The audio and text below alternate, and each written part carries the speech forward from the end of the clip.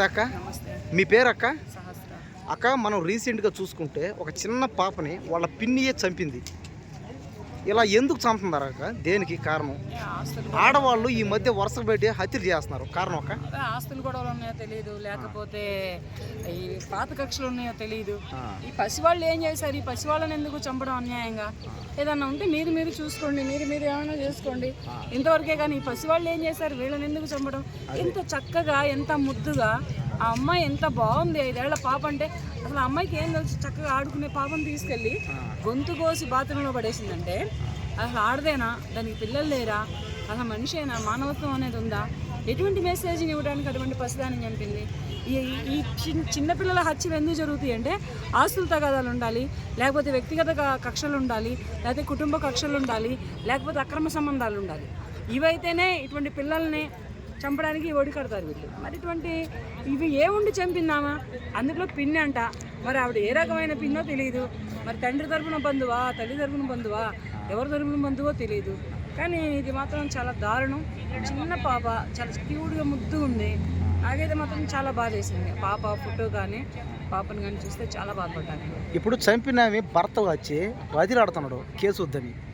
ఏమనుకోపోకండి, case వద్దని ఏం బతిమలాడలే కానీ, కేసు వద్దని చెబితే అదేం వినిపించుకోదులే కానీ గవర్నమెంట్ ఏం వినిపించుకోదులే కానీ అది 2 దెబ్బలు కొట్టి వదిలేసింది ఆ కేసు వద్దులే అంటానికి. ప్రాణమే తీసేసింది కదా. కేసు వద్దులే కానీ నాకేం సంబంధం లేదు, ఏదైనా ఉంటే నన్ను క్షమించమని తప్పుకొని ఉంటాడు అంతే.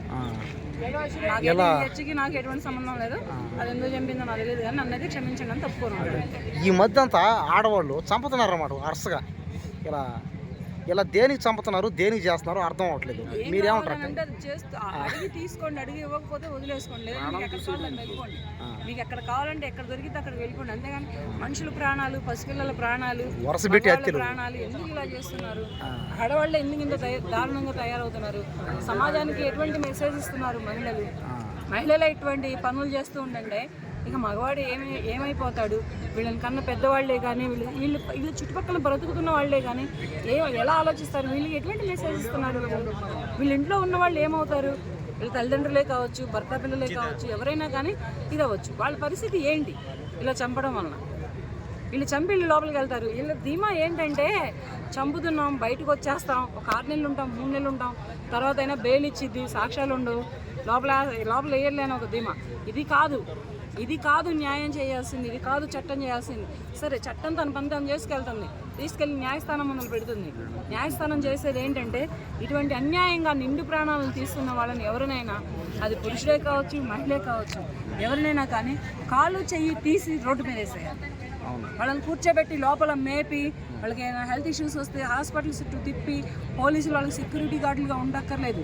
పోలీసులు అంటే పోలీసు వ్యవస్థ అన్నా, పోలీసులన్నా సమాజంలో ఒక మంచి పేరుంది.